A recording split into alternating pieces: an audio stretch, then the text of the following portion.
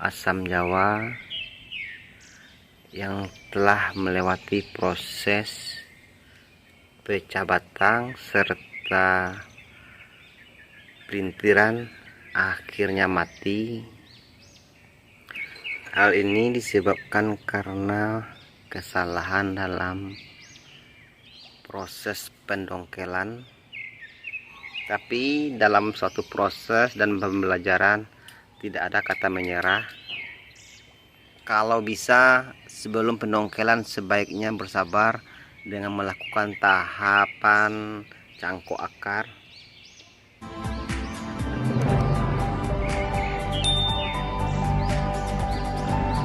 Proses pemindahan bibit dari tanah ke dalam pot, dan itulah penyebab utama dari kegagalan bibit asam Jawa. Sementara untuk proses pecah atau pelintir batang, selama ini tidak terlalu berisiko terhadap bibit asam Jawa. Sebagai contoh, ini beberapa hasil dari pecah atau pelintir batang pada bibit asam Jawa. Sampai sejauh ini perkembangannya cukup bagus dan tidak menyebabkan kematian, walaupun dengan cara yang sadis atau pecah pelintir batang seperti ini.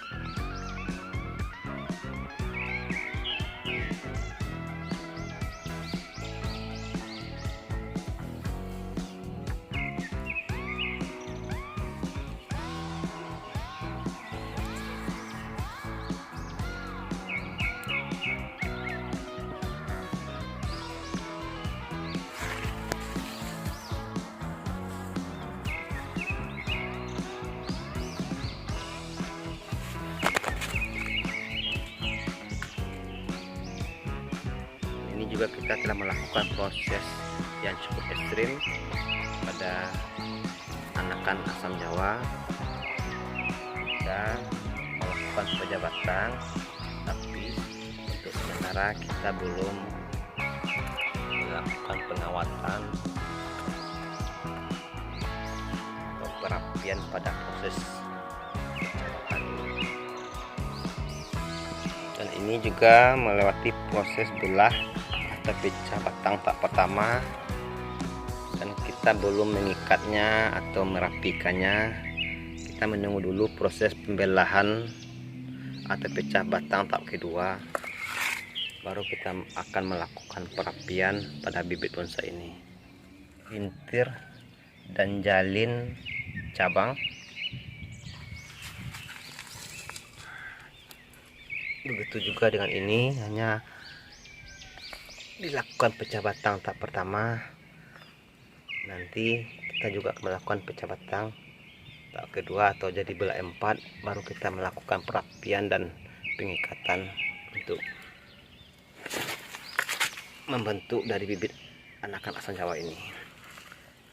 Begitu juga dengan ini, hanya proses pecah batang dan belum dilakukan perapian.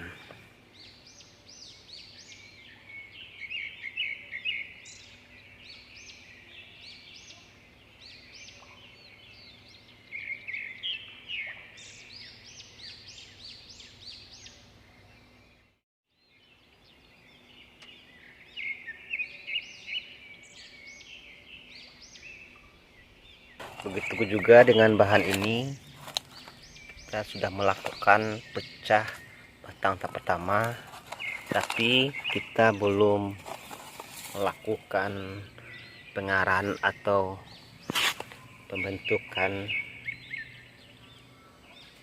dari bibit asam Jawa ini. Jadi intinya pada bibit asam Jawa, proses pecah atau pelintir batang tidak terlalu berisiko pada anakan asam jawa. Karena pada anakan asam jawa atau asam jawa, hal yang paling fatal atau berisiko adalah pada akar atau perakarannya, yaitu dalam proses pemindahan atau pendongkelan. Dan ini juga telah melewati proses yang cukup ekstrim pada bibit atau bonsai asam jawa. Kita sudah melakukan pecah batang dan pelintiran yang cukup ekstrim, tapi cukup aman dan tidak berpengaruh apa-apa pada bonsai atau anakan asam jawa.